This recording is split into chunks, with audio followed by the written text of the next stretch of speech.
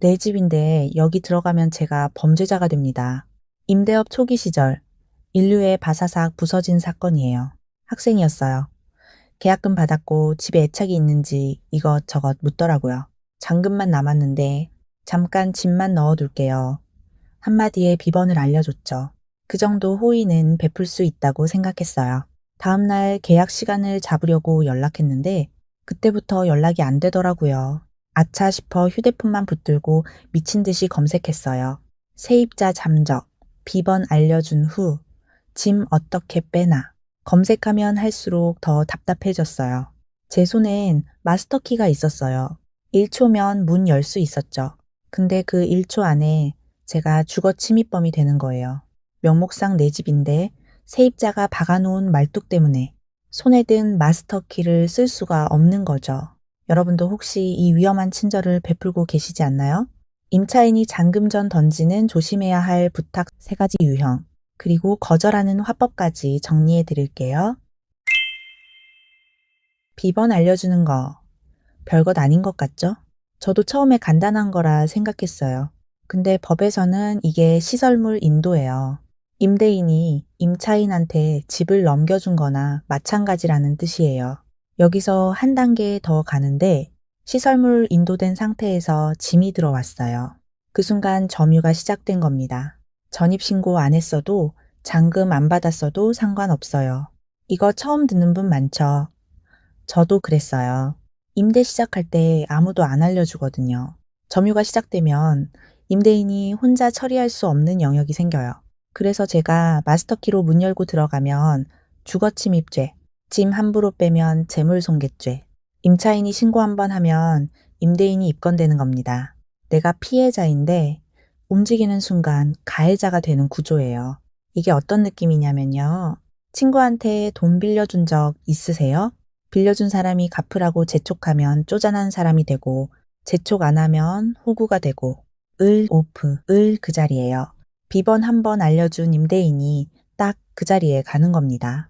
이 상태에서 임차인 짐 빼려면 결국 명도 소송밖에 없어요. 빠르면 3개월, 보통 6개월, 길면 1년. 받은 것도 없는데 마음고생까지 덤입니다. 이게 말이 돼? 싶었죠. 저도 그때 화가 머리 끝까지 치솟았어요. 근데 이게 현실입니다. 법은 점유한 사람을 먼저 보호해요. 임대인은 그 다음이에요. 자, 그러면 이 위험한 부탁들이 어떻게 다가오는지 크게 3가지 유형으로 정리해 드릴게요. 계약 전 이런 부탁 받으시면 무조건 조심하세요. 어떤 모습으로 다가오는지 하나씩 보시죠. 첫 번째, 잠깐만요 유형. 멀리서 짐 옮기는데 잠깐만 비번 좀 알려주세요. 이사 날짜가 안 맞아서 며칠만 짐 좀 넣어둘게요. 택배가 미리 와서요. 받아둘 곳이 없어서 부탁드려요. 이거 막상 들으시면 거절하기 진짜 어렵죠.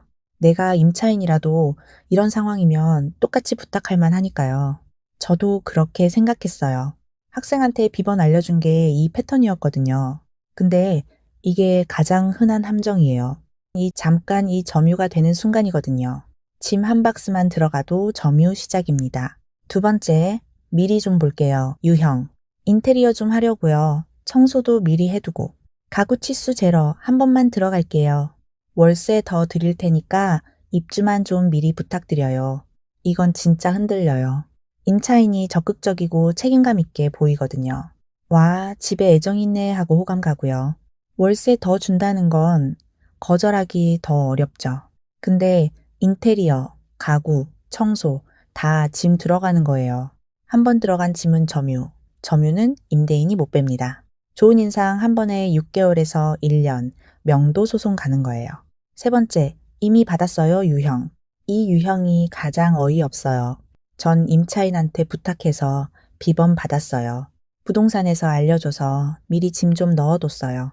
내가 동의도 안 했는데 점유는 이미 시작된 거예요. 아니, 집주인인 내가 비번 안 줬는데도 점유가 되나? 싶으시죠? 근데 점유의 시작 자체가 중요한 거예요. 누가 어떻게 시작했는지는 그 다음 문제입니다. 그래서 이 상황에서도 임대인은 마음대로 못 뺍니다. 짐 함부로 빼면 똑같이 재물 손괴, 들어가면 똑같이 주거 침입. 내가 동의 안 한 점유인데 해결 방법은 똑같이 명도소송뿐입니다. 이게 진짜 어이없는 부분이죠. 자, 세 가지 유형 다 보셨어요. 전부 다른 상황 같지만 본질은 하나예요. 잔금 전에 점유를 하려는 거죠. 그럼 이걸 어떻게 거절해야 할까요? 12년 임대하면서 만든 단호하지만 매정하지 않은 거절법, 속 시원하게 알려드리겠습니다. 거절은 사실 어렵지 않습니다. 어떤 상황에서도 원칙 2개만 꼭 기억하세요. 첫 번째, 시스템 탓으로 거절하세요. 제가 까다로워서가 아니라 원칙상 안 됩니다. 이 한마디로 갈등이 사라져요. 저도 죄책감 덜고 상대도 마음 덜 상하거든요. 두 번째 원칙, 잔금 기준을 모든 답의 중심에 두세요. 잔금 받기 전엔 어떤 분께도 비번 안 드립니다. 잔금 받기 전엔 어떤 짐도 못 들어와요. 이게 명확하면 어떤 부탁이 와도 거절할 수 있어요. 자, 그럼 이 두 원칙으로 즉시 적용할 수 있는 유형별 답변 정리해 드릴게요. 그대로 쓰셔도 좋아요. 잠깐만요, 유형. 짐을 미리 넣겠다는 세입자에겐 이렇게 말해보세요. 사정은 충분히 이해해요. 근데 저희 원칙상 잔금 전엔 어떤 분도 못 들어가세요. 잔금 당일에 같이 들어가시죠. 미리 좀 볼게요, 유형. 가구 치수 재러 들어간다는 세입자엔 이렇게 거절해봐요. 적극적이신 거 좋습니다. 근데 가구 치수는 도면 보내드릴게요. 인테리어도 잔금 다음 날부터 가능하시고요. 임대 원칙이라 어쩔 수 없네요. 근데 어떤 유형이든 계속 부탁하시는 임차인 있죠?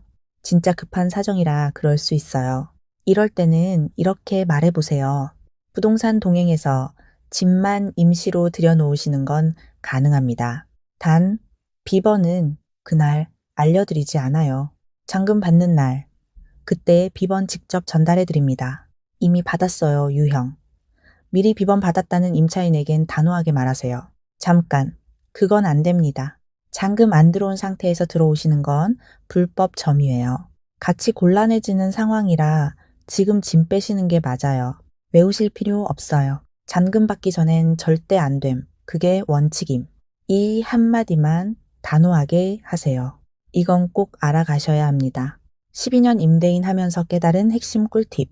거절하는 것보다 더 좋은 건 거절할 일을 안 만드는 거예요. 애초에 애매한 부탁 안 들어오게 만드는 시스템. 2가지로 정리해 드릴게요. 첫째, 모든 임대거래의 황금 공식이죠. 잔금, 계약서, 방 비밀번호. 이 3가지는 한 자리에서 동시에 끝나야 합니다. 중간에 어느 하나라도 놓치면 그 틈으로 위험이 들어와요. 둘째, 계약 부동산들에게 명확히 요청하세요. 비번은 계약 전까지 비공개해 주세요. 입주 시점에 제가 직접 전달합니다. 이 한 줄을 부동산이랑 미리 맞춰 놓으시면 부동산이 임의로 임차인한테 비번 알려주는 사고 막을 수 있어요. 사실 복잡한 문제 같아 보이지만 답은 하나예요. 방 비밀번호가 점유의 진짜 트리거예요. 짐이 100개 들어와 있어도 비밀번호를 몰라. 임차인이 그 집에 못 들어가면 점유 통제권은 결국 임대인에게 있습니다.